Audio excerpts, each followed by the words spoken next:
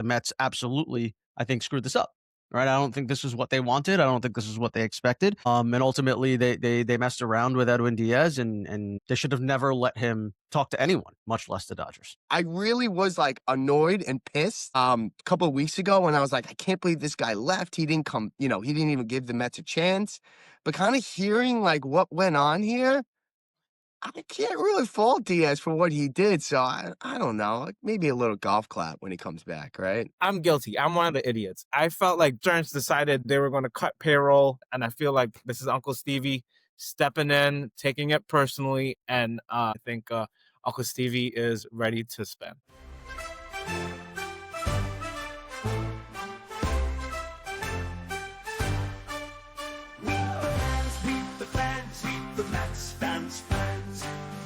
Rising up from the stands.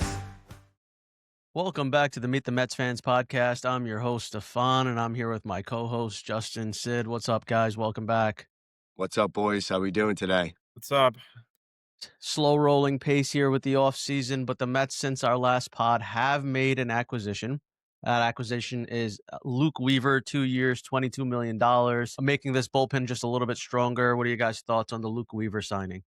Well, first, I like it. I think it's a good pickup. He proved he could pitch in New York, couple bad outings, but other than that, I feel like it's a solid pickup, good price, and we'll just keep building the bullpen. Can't have enough arms. Yeah, sounds like the 2025 Yankee bullpen. I like the signing. 2 years, 22. I don't think is a crazy number. It's a short contract, which Stearns clearly likes. 11 million sounds like the appropriate number for a late inning guy, whether it's a seventh or eighth inning guy. If you listen to Stearns at the beginning of the offseason, right, we broke down a couple of interviews through him. And he mentioned that he likes or wants to get guys that could potentially throw multiple innings when they are pitching. And I think that's what Luke Weaver can do for the New York Mets. If you remember, he was a converted starting pitcher. 2 years ago, he threw 84 innings in about 60 appearances. So he did a lot more multi-inning appearances than he did last year. But I do think that Luke Weaver is still someone that for the New York Mets, he might be able to throw multiple innings. And that's something that Stearns has stressed and he wants. And I think that this makes sense when you listen to David Stearns at the beginning of this offseason on someone that the Mets could have acquired. Yeah, to me, I think that's exactly right. He's probably a guy who's going to throw a couple of innings and then not be able to pitch the next day. And having multiple guys like that to make sure you have enough depth in the bullpen to cover for your starting pitchers is going to be important. We went into this offseason saying the Mets need to add reliable starting pitching that can throw more than 5 innings, and they haven't done that yet. Right. I think we hope that Nolan McLean is going to be a guy that can do that, but that's not proven. Right now, the starting rotation is pretty much the same group of guys who put a lot of stress on this bullpen, and having a guy like Luke Weaver who could throw multiple innings is really going to help when it comes to making sure that the bullpen doesn't get destroyed by the amount of innings that they're going to have to pitch. And a very good whip, even with a high ERA. He doesn't walk guys. He comes in, gets strikeouts, gonna pound his own. I think, with this strategy of getting better on the defense, you want to be aggressive, and pitchers don't have to nibble on the corners. They could just, go, try to pound the strike zone. And if they make contact, you'll have a good defense behind them. So I guess that's the strategy. And, you gotta right now accept another former Yankee and keep it moving. Yeah, well, the Yankees just signed Paul Blackburn last night. And so I know that it's like Met fans are cringing at all these Yankee guys that the Mets are signing. It's all back and forth. The Yankees have had two signings this year. It's been Ahmed Rosario and it's been Paul Blackburn, who are both former New York Mets. So I think it's funny that Yankee fans, I got a bunch of text messages like, are the Mets kidding me? They're going after another guy, or they took another guy of the Yankees. I think it's comfortability, as you just mentioned, Sid, of guys being in New York, wanting to stay in New York, and either proving or not proving that they can handle the spotlight. And for Luke Weaver, we saw that he can handle the spotlight. It seems like there was an injury last year. He came back way too quick. The original timeline on that, I believe it was a hamstring injury. It was like 4 to 6 weeks. He came back after 17 days. And when he came back, he really struggled. And when you look at his numbers, everyone looks at ERA. it was a couple of starts in which he really got blown up, especially in September, where his ERA got really bloated. But overall, like his season, he had a 1.08 ERA in March and April, and he was one of the best. He was again taking on that closer role for the New York Yankees, someone that can pitch in high leverage situations. And so I am not confident. I am hopeful that Luke Weaver can get back to someone that the New York Mets can rely on. And that's really what we're looking for in this bullpen. Bullpen guys are up and down always. And I think for Luke Weaver, for whatever reasons, when he came back from that injury, whether it was his stuff, I know his velo was down a little bit, or just mechanic wise, just didn't have it. But I am still hopeful that he can come back and he can throw in that seventh, eighth inning for the New York Mets. Yeah, and the Mets are starting to develop a bullpen that has a lot of these guys that have been closers in the past, that have been guys that can handle that high lever spotlight and that can handle New York and really protect whoever the closer is going to be and maybe step up if one of them needs to become the closer. You've got multiple guys that can do that. We've got Alzolay, who we'll talk about in a little while when we look at what the Mets depth chart is going to be like. We've got Minter, who's closed in the past when he needed to. And obviously now we've got Weaver and Devin Williams. Stearns has made it clear he loves variability in the bullpen. We may have to get a submariner or some guy that comes with a different look soon. We lost Tyler Rogers, but I think the bullpen's set. I don't know what else. I don't think we're getting another high leverage guy, but that's what I could see coming down the pipe.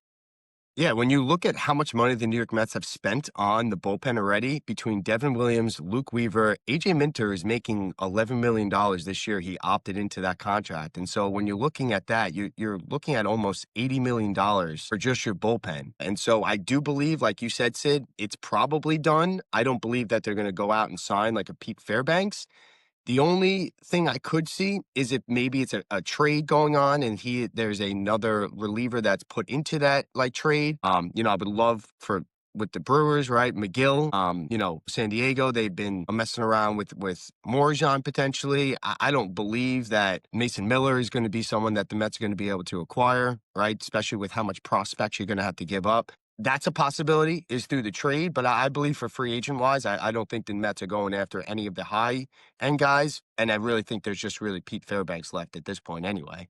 But overall, I think there's a lot of potential in this bullpen, and he clearly loves that Syracuse shuffle. And so that's going to be something that he's going to be utilizing throughout this year as well. Yeah, for sure. One of the things that we should absolutely touch on is Edwin Diaz, right? Like there's been some things that have come out now with the contract negotiations. Kind of let's close the door on Edwin Diaz as a New York Met and talk a little bit about those contract negotiations. What are the things that Diaz and his camp kind of let come out there in terms of what the negotiations really look like? Yeah, so I could touch upon this. It wasn't my reporting, but there was a report that came out where essentially the contract negotiations were the Mets offered, and this was around November 6th or 7th. They offered 3 years for $66 million with around $20 million deferred over like a 10-year period. Diaz came back and they were continuing to negotiate. The Mets were willing to give him the same 3 for 66, but with a $9 million signing bonus. Diaz said, I want my annual average salary to be $20 million a year. And essentially what allegedly the Mets said to him was that there was a gap between what the Mets wanted and what Diaz wanted. He then took that offer to the Dodgers and said, I want at least $20 million average annual salary. The Dodgers met those demands.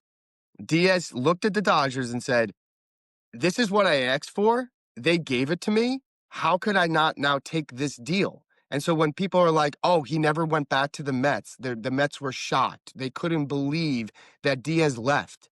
Yeah, I guess kind of. That is true. However, there was multiple opportunities for the Mets and for Diaz to make those negotiations and for them to never reach the Dodgers, because once he reached the Dodgers gave him exactly what he wanted. And he said, well, that doesn't make sense. I can't now say, oh, I know you gave me what I wanted. Hold on. Let me see if the Mets want to give me a little bit more now. And so he essentially took the deal that he wanted because the Dodgers gave him the exact demands that he asked for. I think, going back to his own words, he said 50-50 on resigning. I feel like there may be personal things out there. I don't know necessarily this was a money move, but it's sad to see him go. And wish him all the best in LA. But you know, we got to move on. I think it's worth noting that Edwin Diaz did turn down a 5-year offer, right? He wanted 5 years from the Mets. The Atlanta Braves came in and offered him 5 years, and ultimately probably at a lesser dollar amount, probably at a lesser average annual value. And he ultimately took the Dodger deal, which clearly was with the better team of the 3 teams that we heard about making offers to Edwin Diaz. At the end of the day, Edwin has made his decision to leave us, and we've got to move on. And like we talked about, the Mets have reacted, right? The Mets have made these moves, bringing in Luke Weaver, Devin Williams, to make sure that we have a solid bullpen, and we ultimately will see where the chips fall once the season's over in terms of, was this the right move to let Edwin Diaz walk away? But I do think, I want to put it out there that the Mets absolutely, I think, screwed this up. Right, I don't think this is what they wanted. I don't think this is what they expected. And ultimately, they messed around with Edwin Diaz, and they should have never let him talk to anyone, much less the Dodgers. Yeah, it seems like the Mets have played a game of chicken for the last couple of years. They did it with Pete last year. And that only works if the market for those guys is not as robust as it was with Diaz. There was clearly teams that were going to give Diaz at least that $20 million average annual that he was looking for. And so for Stearns, hopefully this is a learning experience for him, or for the Mets, where they say, hey, there are certain guys maybe we can do that with, but there's also certain guys that we can't do this with. Someone that is the best closer in all of baseball is clearly going to get attraction and is going to get his contract demands met from multiple teams, let alone the best team in all of baseball. And when the best team in all of baseball gives you exactly what you want, it's a pretty clear decision to make. And Diaz made that decision. I can't fault him for that. That makes sense. And for the Mets, as you just mentioned before, I think that was a misstep, is, playing this game of chicken, especially with someone as legit as Edwin Diaz. Yeah, you can do that with a guy who you don't necessarily believe is in your long-term plans, a guy who you don't necessarily want back on your team. You can do that, right? And they clearly did that with Pete Alonso and said, hey, if we can't come to terms, if you can't meet our terms, we're good. You can walk. They clearly didn't want that to happen with Edwin Diaz, yet they played it the same way and ended up losing out in this one. So let's jump into some of the headlines around the New York Mets. Before we get into that, does this change? Do we now cheer Diaz when it comes to Citi Field? Does this change? It changes a little bit for me, right? I really was like annoyed and pissed a couple of weeks ago when I was like, I can't believe this guy left. He didn't come, he didn't even give the Mets a chance. But kind of hearing like what went on here, I can't really fault Diaz for what he did. So I don't know, like maybe a little golf clap when he comes back, right? Maybe something in the golf clap range for him. I think for the first series, you give him his due. He was an integral part. Give him a standing ovation. They'll probably prep some sort of tribute video, and then that's it for the rest of the year. That's it. There'll be a tribute video. The question is, will there be trumpets in the tribute video, or are there trumpets dead at Citi Field? I don't know. But to me, I mean, I ripped the bobblehead off, right, of Edwin Diaz because we were so upset with this guy. At the end of the day, I think even in that moment, no, I'm not reattaching it. But at the end of the day, I think I've always known that I was going to give Edwin Diaz a standing O. My first time at Citi Field, his first time at Citi Field. This is a guy that we're regarded by many as the greatest closer in Mets history, and to not give him his due for being that over the time that he was with us for a really long time, and give us a lot of really happy memories and a lot of potential heart attacks as well. So Edwin Diaz, good luck in your future. You'll get a standing O from most Met fans, including myself. All right, let's jump into the headlines, the things surrounding the Mets. First one here is our owner, Steve Cohen, put out a tweet, right? The last time that Cohen tweeted, it was him apologizing to Mets fans, him saying to Met fans, you did your part. You came out like I asked. We didn't put a quality enough product on the field. My apologies for that. I owe you a sorry. The next tweet that Steve Cohen puts out is this one, where he's essentially saying, as typical, the usual idiots misinterpreting a post article on the Mets payroll for 26. Can't imagine the payroll being lower than last year. It's always hard to predict, but that would be my best guess. He then put out a few minutes later, payroll watchers always forget the waiver claims, player movement from the minors to the majors, and the deadline moves That's how it typically works. I'm guilty. I'm one of the idiots. I felt like they were gonna cut payroll, and I thought it was because of the penalties that's associated with the last CBA, and I felt they're repeater penalties, and the Mets are subject to those, and they're only going to get worse. So if Stearns decided one year they were going to cut payroll, maneuver a certain way to get under there and reset, so then the repeater penalties would start again going for the next 5 years. I thought that would have been a good strategy, and I thought that's where Stearns was headed.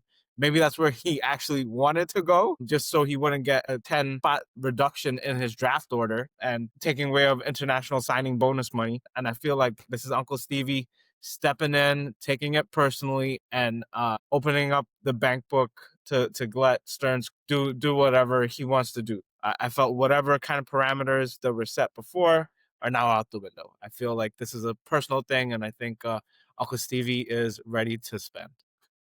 Don't feel bad, Sid. You weren't the only idiot that made those comments. There was a bunch of Met fans that were coming out after Diaz and Alonso left, talking about, are the Mets cheap now? There's no more like King Cohen.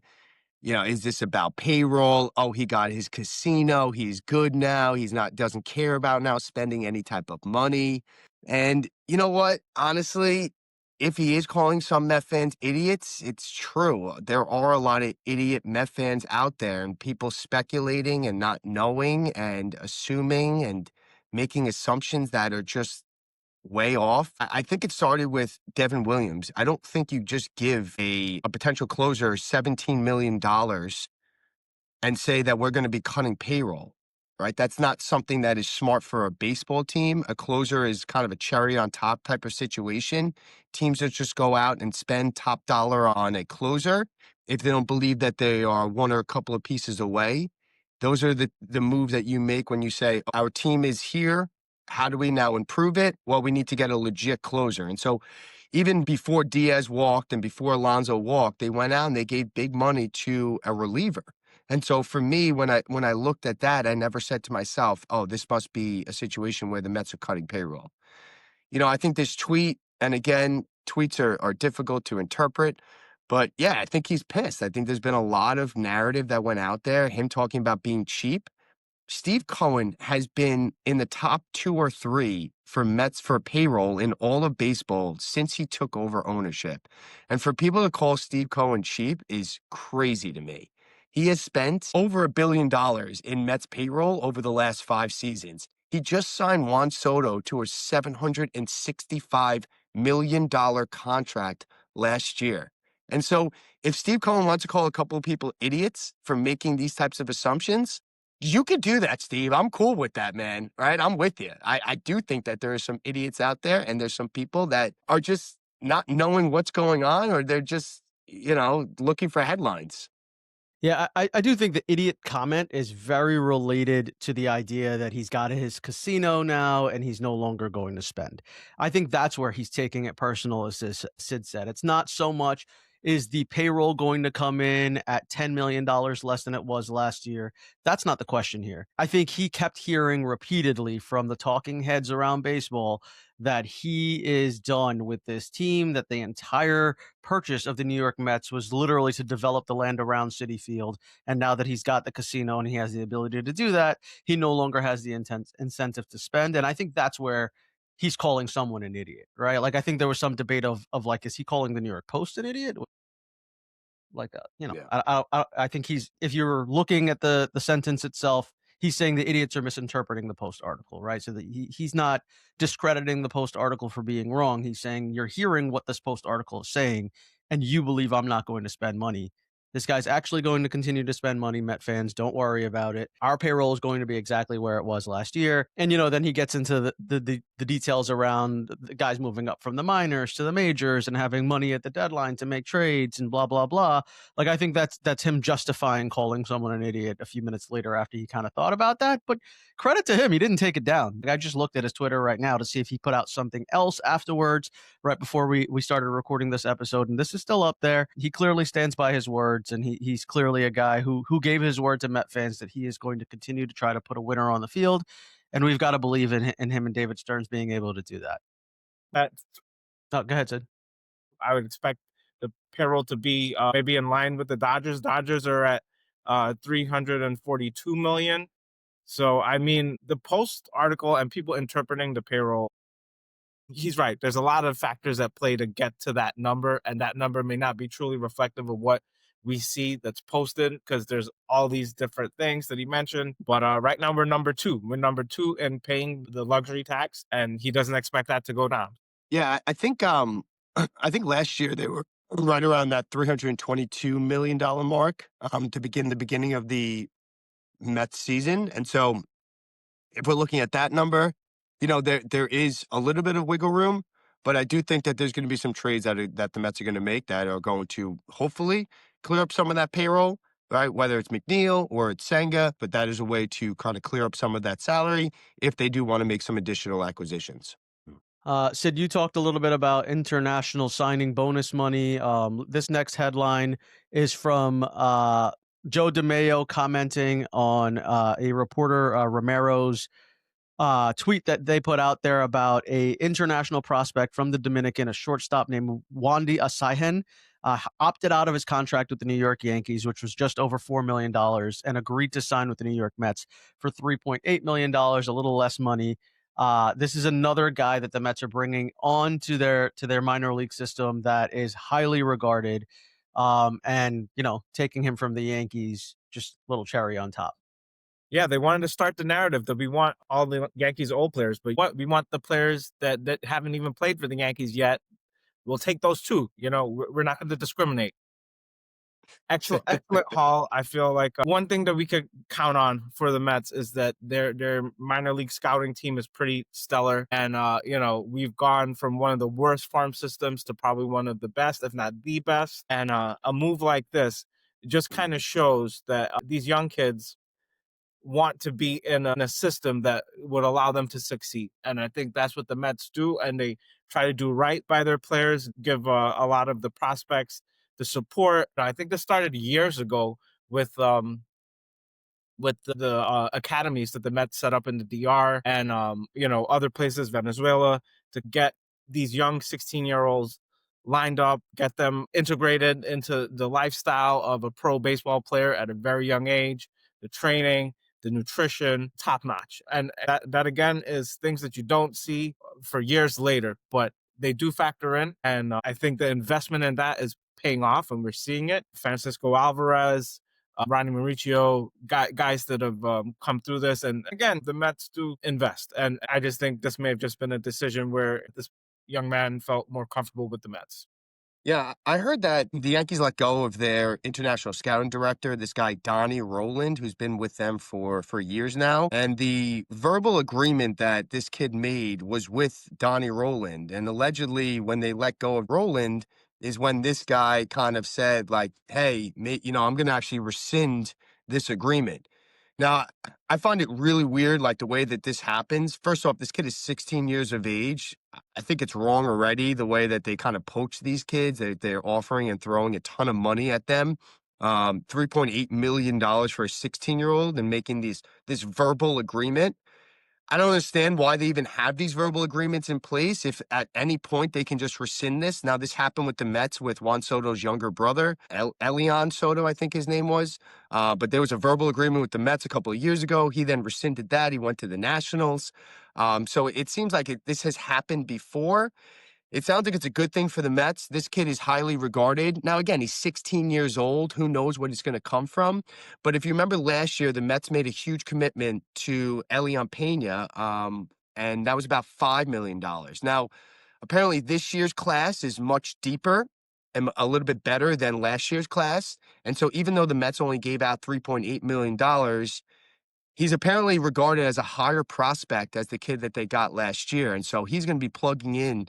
If you looked at the Mets like top 10 prospects or top 12 prospects, that kid Pena was already up there. And so this kid, if he is legit and he's actually a higher prospect than the guy we signed last year, it's looking like he might be already a top 10 prospect for the Mets. And so, definitely a good thing. Keep that minor league system fresh. Keep it pumping. We love to see these types of things here. Yeah, I mean, there's still time, right? Like he could still back out of this one and sign with the Nationals or somebody else. So we'll see what ends up happening. Hopefully, the Mets are able to lock this up. I think one of the things that's interesting here to me is that international signing bonus money is less and less every time the Mets continue to go over the luxury tax and the impact that it's having for the Mets. They still seem to somehow come out with a top two guy in that international signing period where they're able to now bring this guy in who's, like we said, really respected in terms of his ability level. So we'll see what ends up happening with him. Hopefully, the Mets can actually lock him down and bring him back. Yeah, last thought on this thing is, in regards to what you were just mentioning before, I think when you have a minor league system that is as deep as the Mets, and MLB is saying, I think that you're able to give out those big contracts to a couple of players because let's say you don't really need that depth anymore, right? And so you're looking now for those top elite guys that you can now continue to build into your system. And it seems like that's the Mets approach right now is that last year, 5 million of their 5.8 or $5.6 million international bonus they have, and now 3.8 for this kid. And so it's pretty clear that the Mets are going for, those bigger targets at this point. And I think that's a lot of credit to what David Stearns has done for this system in terms of the minor leagues. All right, let's take a look at our next one. And this, I think, is going to be our last headline for today. Jonah Tong may be unavailable for the 2026 World Baseball Classic as he is prioritizing being in camp with the Mets instead of participating in the WBC. This came out just a couple of hours or days after Nolan McLean and Clay Holmes. It came out that they were going to be pitching in the WBC for Team USA. Jonah Tong not going to be pitching in the WBC, going to be in camp instead. I think Nolan McLean is in a different spot as Jonathan. Jonathan needs to kind of solidify his repertoire and get in with the training staff and establish how he wants to attack. Best strikeout numbers in all of the minors last year. Had a little adjustment going to the majors. I think he's going to fine tune and tweak what he needs to tweak. He needs to be, dealing and going against major league hitters as much as he can. Yes, it probably would have been nice for him to represent, I guess, Team Canada. But I think maybe he could save it for next time. Tong is 22. He's going into a 23-year season where Nolan McLean is 2 years older. And so I do think that's a huge factor. Nolan McLean is on the New York Mets in 2026 coming up, right? That is clear. He is, if not the one, the two, right? But he is already has a clear roster spot where Tong is still battling for that roster spot, as Sid was just mentioned before. I'm not going to lie to you. I'm a little nervous about McLean and Holmes going into the WBC. I know it's a cool event. And I'm not sitting here saying I'm worried about injury. What I'm sitting here saying is that the ramp up process to now start pitching in the WBC is different than a ramp up process for pitching for opening day. You have to get your body ready a lot quicker than you would have to if you were trying to target opening day. And for me, that's what makes me a little bit nervous, especially with Holmes, who was coming off already a workload from last year that he's never done before. I know in the offseason, I'm sure he trained hard and he's building himself up, but it makes me nervous that that buildup is going to be happening a little bit quicker than it would be if they weren't playing for the World Baseball Classic. And again, it is what it is, right? I'm not angry. I'm not upset about it. It makes me a little bit nervous. I know, obviously, Met fans, if you're sitting here listening, you're thinking, oh, Diaz got hurt with that freak celebration that happened, right? Where he, whatever it was, he tore his ACL, right? Celebrating. I'm not necessarily saying that that's going to happen. I'm more worried about that buildup and that ramp up needs to happen a lot quicker for these guys when you are pitching in the WBC. Yeah, these are additional innings that, I think Clay Holmes matters a little bit more for than Nolan McLean. Obviously, we don't want Nolan getting injured or any of these guys getting injured playing in this tournament. But for Clay Holmes being a guy who expanded his pitching limit to become a starting pitcher last year to now jump right back into doing this, I think I'm a little bit more nervous about whether or not he's going to be able to hold up and then pitch as deep, if not deeper, than he did last year. And that's the hope, right? The hope is that last year was a baseline for him in terms of his ability to pitch deeper into games and to pitch longer into the season without breaking down. And now we're throwing in how many ever number of innings it's going to take for him to make it through the WBC. I will say this WBC roster for Team USA, the starting pitching at least of this roster is legit. These are guys that it doesn't hurt for Clay Holmes and Nolan McLean to be around. Pitching with the likes of Tarek Skubal and Paul Skeens, I think, is wonderful. This is a great experience for them to learn from aces like those guys. If we hope that Nolan McLean is going to become the ace of the New York Mets, to learn from an actual ace, which he doesn't have right now. He doesn't have that in Mets camp, a guy that he can learn from, a guy that he can pick the brain of and actually get better by talking to these guys. So I do think that there is a positive aspect to them going into the WBC and being surrounded by other elite level pitchers. Joe Ryan is going to be there for Team USA as well. So I'm not completely upset that this is going to happen, that they're going to be pitching in this, but I like, there's always nerves and there's always the ability for someone to get hurt. Hopefully that doesn't happen. Do you want to talk about the Shane Baz trade and how that looks, how that matters to the Mets? Yeah, Sid, you can kind of talk about it. I know you're big into the prospect field over here.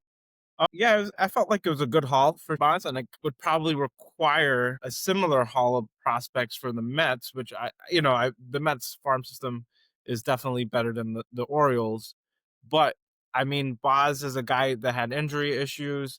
He's a guy that, had a decent year, not an ace or number two type year. But, that's the cost. The prospect costs are going to be high. So would the Mets be more inclined to go for a guaranteed thing as Skubal or Freddie Peralta versus, these middling guys that are still going to take a good haul in the prospects? I would say they wouldn't. I think they would just maybe decide to roll with their guys. Why trade a guy like Tong, who could potentially be a top of the rotation starter, for a guy like Boz that has injury issues, instability in the fact that you have to pay him at some point earlier. You still have a lot of control for Tong or any one of the prospects that have not come up yet. Oh yeah, Baz is not someone I'm upset with at all. I'm looking at it and just saying, like, if Shane Baz was traded for this, what is it going to take to potentially get a Peralta or a Sandy Alcantara, right? Or if a Skubal it does become available, right? What is it going to take then to get those types of guys? If Shane Baz is getting, I know we were talking before the show, two guys for the Orioles that were drafted in the first round last year, so. I think that's where it's kind of interesting. Not necessarily that the Mets missed the mark on Baz. I don't think that that's the case whatsoever. I think it's all right because Baz was traded for this. What does that now potentially maybe mean for the Mets to make trades for Peralta and Alcantara and Skubal? Yeah, and that's the haul this guy got. And so, it does make me a little nervous that the Mets are going to be willing to go out there and deplete their farm system to add a guy that's like a Shane Baz. I would hope they would never do something like that. They've got guys like Shane Baz already on the team. There's no need to go add another guy like that. They need to go add a legit ace to like I was talking about before, to give Nolan McLean that sounding board and someone to learn and grow from. There's no one like that on this team. I think an Alcantara could be that type of guy. And we'll see if Peralta and Skubal become available, but it's clearly going to cost a lot. It's clearly going to start with Tom. And I think that that's where, as a Met fan, I'm like, I'm not even sure if you want to give up that guy for a rental, which obviously Tarek Skubal is going to be. And it seems like the Detroit Tigers are adding a lot of pieces to their team as well. They're clearly going to try to win a World Series this year. There's really no incentive for them to trade Tarek Skubal. So I think it's going to be Freddie Peralta becoming available, or it's going to be Sandy Alcantara. And if those guys are not available, if those are not the type of arms you can trade for, the Mets might be rolling with the starting rotation that they have. So let's kind of take a look at what we are projecting the Mets 26-man roster to be as of today. So as of 12/21/25, when we're recording this, these are the guys that we're looking at on the 26-man roster. And so there are 13 guys that are allowed to be on your pitching staff on the roster. And obviously the other 13 guys have to be offensive players. The Mets with Kodai Senga are going to roll with a 6-man rotation, right? And this is what we're lining up that rotation to look like. Now, I put McLean as the number one. I don't know that the Mets would actually do that to start the season, but I think in all the fans' eyes, this is the guy that has the best potential to be our ace. So we got Nolan McLean, we've got Peterson, we've got Holmes, Minaya, Senga, and then that sixth starter right now to me is Sproat. In terms of the bullpen, we've got Williams and Weaver, Minter, Raley, and then Alzolay, who we mentioned earlier today as a guy that the Mets got from the Cubs, who was designated for assignment over there. The Mets signed him to a minor league deal for 2 years, first year being a completely lost injury year that they knew going into it. And then Alzolay will be in camp this year trying to earn a spot in this bullpen. I can't imagine that he doesn't get one unless he bombs. Brazaban, who's been really solid for the Mets. And then the last bullpen spot I gave to Ross. Dylan Ross, I believe is his name, right? Dylan Ross. Yep. Yeah. Ross right now is on the 26-man roster because he was on the team at the end of the season. He's got electric stuff, really, really high velocity pitcher. Didn't get to pitch at all for the Mets last year, but I do think that that's a guy that can take that last bullpen spot. Yeah. You guys, Looking at the starting rotation, right? There's obviously high potential, right? Like, I don't think anyone can look at that rotation and be like, the ceiling is not really high. You have a guy like McLean, a guy like Sproat, a guy like Senga, who could, at the beginning of the year last year was in the NL Cy Young conversation. You have a guy like Minaya who could potentially have a bounce back. You have a guy like Holmes who was a top 10 NL pitcher last year. And so there is definitely a ceiling for the Mets rotation. And when you look at that, you're saying to yourself, I heard some rumblings that the Mets are looking at like middling, like starting pitchers, right, in terms of the middle tier. When you look at that, that doesn't make any sense to me. That's not what the Mets need. The Mets have a potential of middling or middle starting pitching individuals. Like, you're looking now at someone that can be that workhorse, that's someone that can be that guy that can fit into that 1-2 slot with McLean. And so when I look at like the starting rotation, I look at the bullpen, again, we kind of mentioned this earlier. I think the bullpen is done, especially when you look at that. It's pretty solid in terms of like, hey, we have again potential guys that can close, multiple guys that have been closers in the past, and then our starting rotation is, I think, a piece away in terms of a top line front starting pitcher. Yeah, I would agree. I think this is what I suspect. I like Amai. I think they're going to go test the international Japanese market, give him a pretty aggressive offer. I know Stearns went over to Japan and watched these guys. Amai was one of the guys I think he actually saw pitch. It's up to him, if he wants to come to the Mets. But I feel like Steph said it, a 6-man rotation goes well with a lot of Japanese players. They prefer that, the extra rest. I like Griffin Cannon again. Give him one more shot. He did really well for us before he got injured, and I think if he's willing to take a minor league deal, that'd be awesome. Sproat, I think, would be a pretty awesome guy going in as their 6th starter now. But if we can slot in Amai, and Peterson was an all-star last year, kind of faded towards the end, but this is going to be solid. I feel like you may not need the frontline ace if you have, starters 1 through 5, giving you 3-level production. I think that's the way the Mets should attack it. Make starters 4, 5, and 6 number 3 starters, and they'll have a good strategy going in, and and line up to what Stearns kind of has the plans are for the team overall. And I think the rotation will be something that will be tweaked, worked on. Again, going in with 2 rookies is going to be tough in your starting rotation. You got to manage those innings. I feel like trying to get a couple veteran guys, again, mentioned Griffin Cannon, but I feel like he'll be someone that would be maybe open to that, knowing that the Mets will have a lot of question marks, and they could use that as a bargaining chip to get some of these guys to take, a less guaranteed money, lower options than they would have, because they'll get the opportunity to actually start and build up the innings and get maybe a better deal next year. Yeah, I know you mentioned Griffin Canning. I just really quickly looked it up just to see what the recovery is like for the injury that he had as a pitcher, right? So he ruptured his Achilles, which sounds like it's something that would knock a guy out for a significant period of time. It looks like the recovery timeline is 9 to 12 months.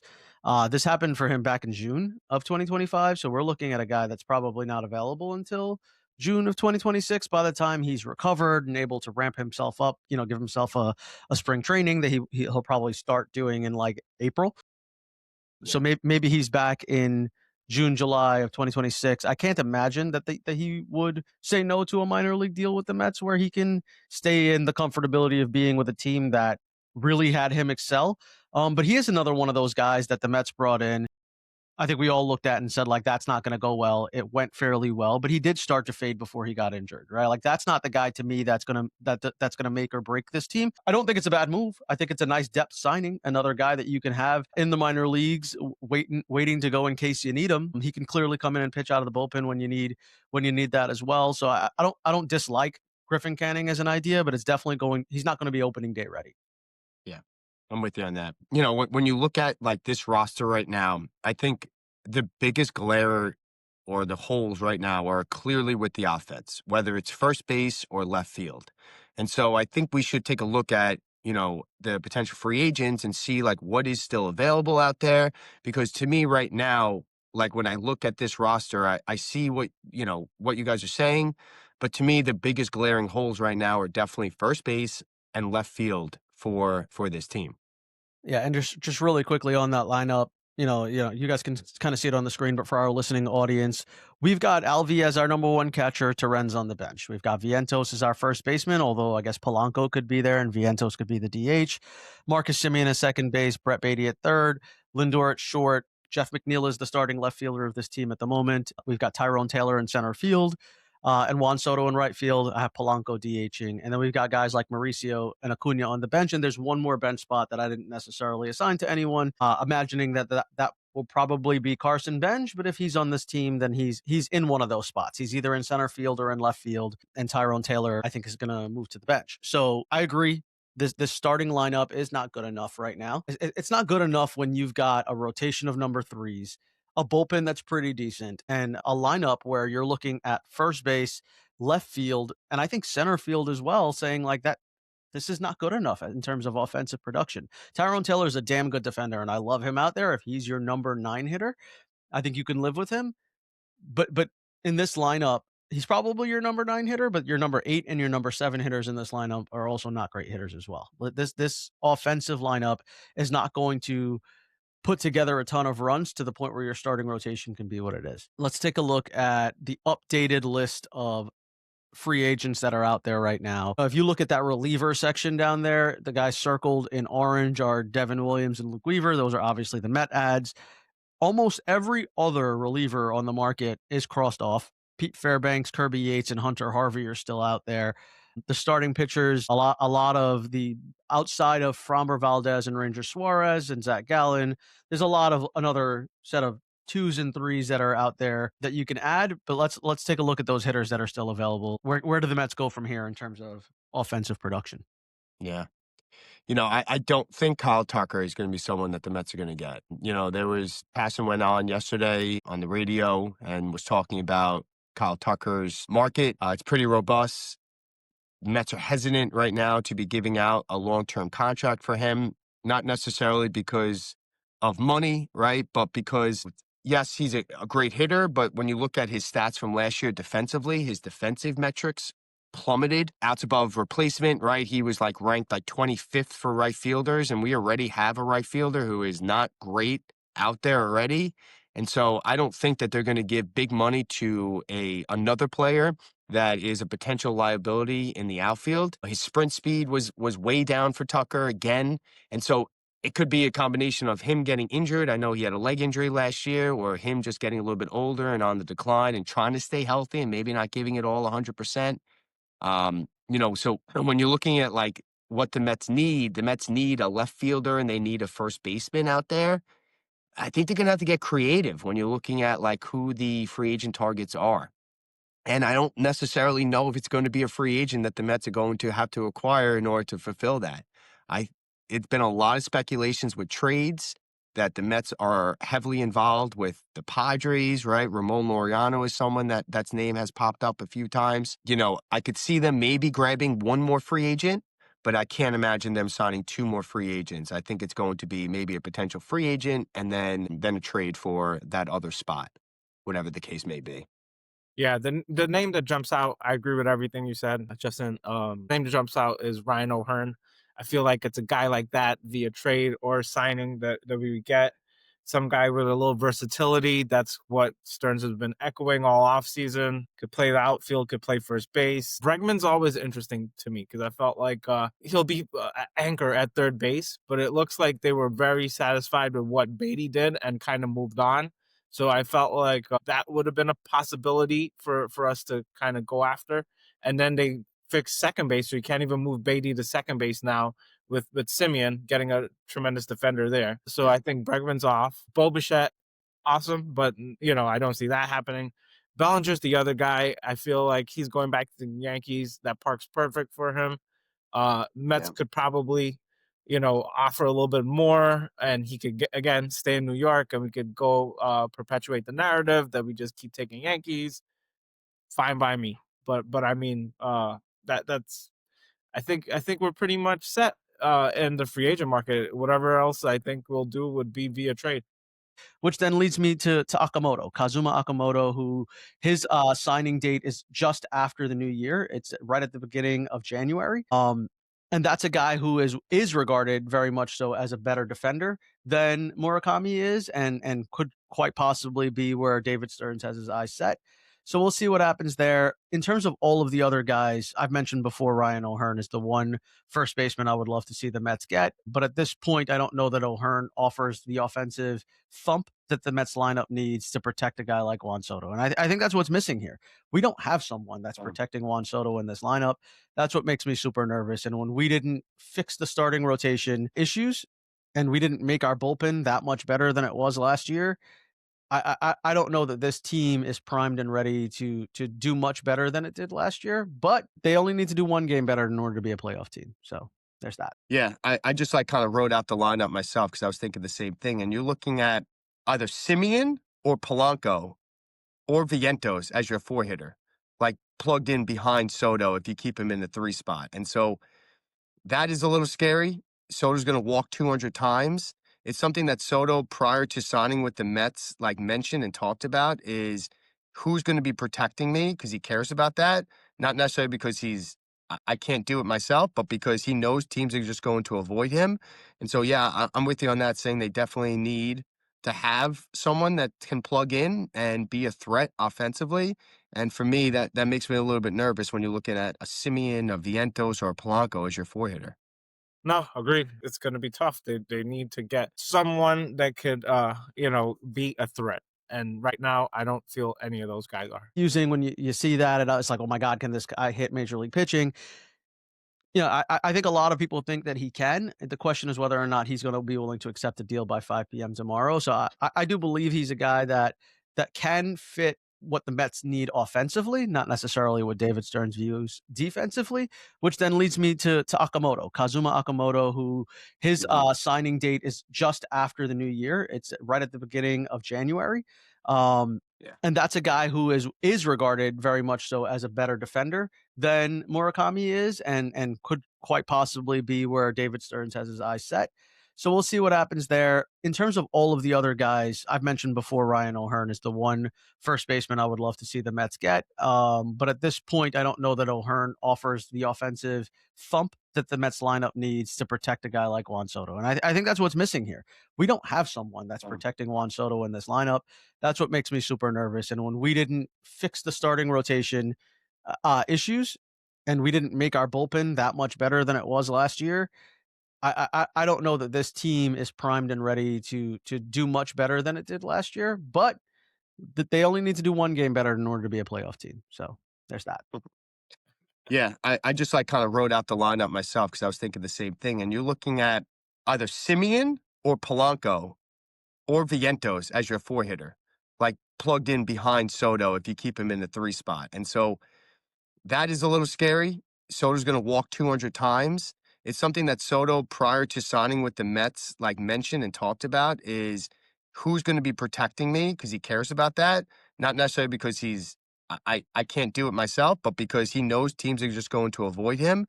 And so, yeah, I'm with you on that, saying they definitely need to have someone that can plug in and be a threat offensively. And for me, that makes me a little bit nervous when you're looking at a Simeon, a Vientos, or a Polanco as your four hitter. Yeah, Yep. I think. Go ahead, Sid. No, agreed. It's going to be tough. They need to get someone that could, be a threat. And right now, I don't feel any of those guys are. Agreed. Yeah. Yeah. One guy I want to talk about was Michael King. I know that his name was crossed off over there. on there, and I know that that was a target a lot of Met fans were looking at. He was connected to the Mets. He did sign that 3-year, $75 million contract with the Padres, and a lot of fans were like, Stearns, where were you? What are you doing? This is a no-brainer. You gave this to Manaea last year, and it's not as simple as the Manaea contract. The Michael King contract was 3 for 75. That is true if he goes the full length, but there's opt-outs that are littered throughout the entirety of that contract. He has an opt-out next year as well as the following year. And so the problem with the Michael King contract was that he had a qualifying offer attached to his name. And so you, as a team, need to evaluate and think about whether or not you want to give up a draft pick for a potential 1-year contract with a guy. And Stearns, a couple of years ago, talked about this with Evan Roberts, actually. He obviously does a podcast as well. He's on Sports Radio Talk. He's phenomenal, right? We all love Evan. But, he mentioned and talked about how, it's not really smart baseball to be signing a guy for a potential 1-year contract and also then giving up a draft pick. And so if Michael King was saying, hey, I want to prove to the league that I'm a guy that can be reliable and get a long-term contract, and so I'm willing to pitch this year, but with an opt-out, I don't think it was ever in the cards for the Mets to be in on Michael King. It's just not something that Stearns was going to do, and I don't disagree with him. I don't think that that's a smart play. Yeah, I hear you on King. The Mets so far this offseason have lost 2 major offensive players and have acquired 2 offensive players, right? They've lost Nimmo and they've lost Alonso in terms of their offense. Both of those guys for the last 3 years have been high strikeout guys. Nimmo last year was at 141.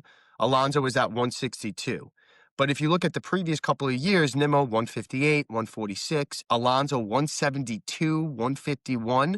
Those were their strikeout totals over the last 3 years. They've replaced them now with 2 guys that last year at least were under 100 strikeouts for the year. Simeon had 93 and Polanco had 82 strikeouts last year. And so it's, to me, pretty clear that the Mets were looking to change at least a few of their approaches in terms of guys, right? Like not having all of these guys striking out 100 plus, and this isn't just like 101, 110. This is 141, 162, right? So you're talking about 150 plus strikeouts for both Nimmo and Alonso on average over the last 3 years. Compared to guys like a Simeon and Polanco, when you take a look at their averages, it's right around that 100 mark. So, again, I'm not saying that they're never going to acquire or get a guy that's going to strike out 100 times, but it's pretty clear this offseason what Stearns was looking to do was to acquire guys that in similar OPSs, but also putting the ball in play and not striking out a ton.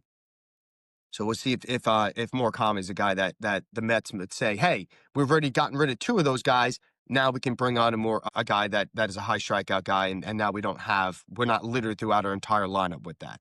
Yeah, I think if the Mets don't add a guy like that, then Juan Soto needs to bat leadoff on this team, right? Yeah. It doesn't make sense not to bat him leadoff, because why would you ever, as a manager on another team, face Juan Soto? You won't. You're just going to walk him.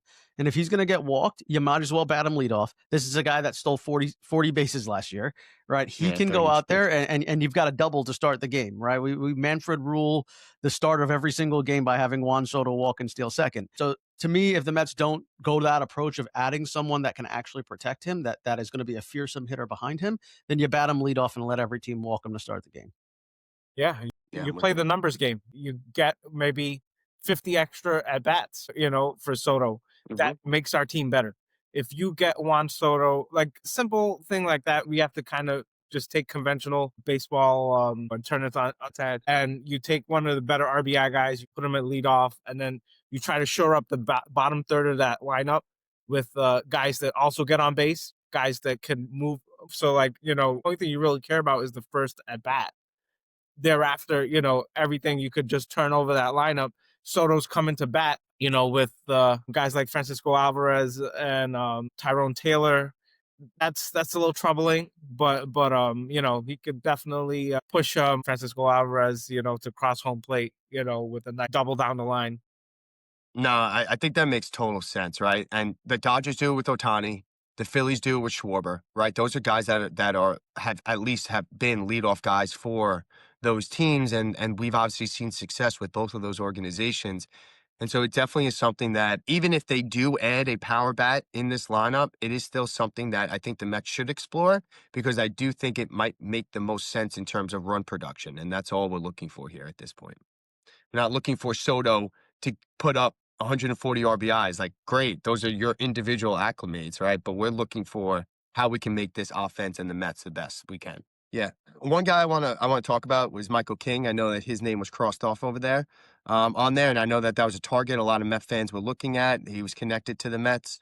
He did sign that 3-year, $75 million contract with the Padres, and a lot of fans were like, Stearns, where were you? What are you doing? This is a no-brainer. You gave this to Manaea last year, and it's not as simple as the Manaea contract. The Michael King contract was 3 for $75. That is true if he goes the full length, but there's opt-outs that are littered throughout the entirety of that contract. He has an opt-out next year as well as the following year. And so the problem with the Michael King contract was that he had a qualifying offer attached to his name. And so you, as a team, need to evaluate and think about whether or not you want to give up a draft pick for a potential 1-year contract with a guy. And Stearns, a couple of years ago, talked about this with Evan Roberts, actually. You know, he obviously does a podcast as well. He's on Sports Radio Talk. He's phenomenal, all right? We all love Evan. But he mentioned and talked about how it's not really smart baseball to be signing a guy for a potential 1-year contract and also then giving up a draft pick. And so if Michael King was saying, hey, I want to prove to the league that I'm a guy that can be reliable and get a long-term contract, and so I'm willing to pitch this year, but with an opt-out, I don't think it was ever in the cards for the Mets to be in on Michael King. It's just not something that Stearns was going to do, and I don't disagree with him. I don't think that that's a smart play. Yeah, I hear you on King. That's going to bring us near the end here, guys. Thank you guys for being on with me. Met fans, continue to follow us on social media. We're starting to get people that are actually messaging us directly to try to get themselves or their kids, which is a little preview for you guys on something coming up, onto the pod with us. It's awesome to hear from Met fans directly, and that's really what we're trying to do. So follow us on our social media, on our TikTok, on our Instagram, on X. If you don't already subscribe on YouTube, that's where the vast majority of people are listening to our show, is directly on YouTube. So subscribe to us so you get those alerts every time we post a new episode. Well, yeah, we had a couple episodes with over 1,000, gentlemen. We're getting there. We're getting there. We'll take it. Thank you, guys. We appreciate all the support. I don't know how long they actually watch for, but we have views, right? Over 1,000. That's good. All right, gentlemen. Let's go, We Mets. do appreciate the support. Let's go, Mets. Have a good one. Meet the Mets fans, voices rising up from the stands. Hear their cheers, hear their groans, feel their highs, feel their moans. Stories untold now on the mic. Mets fans unite.